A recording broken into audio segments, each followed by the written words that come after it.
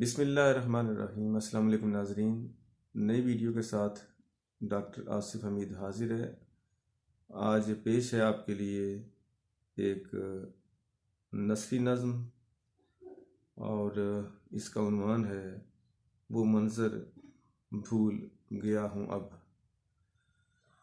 یہ بجا کہ اس جہان فانی سے جب کوئی بھی ملک عدم کو سدھارتا ہے، تو آنسوؤں بھری چیخیں آسماں چیر جاتی ہیں، درد گھائل جسموں پہ ناسور بن کے رکتا ہے، طمانینت دل سے کوسوں دور ایڑیاں رگڑ کے روتی ہے۔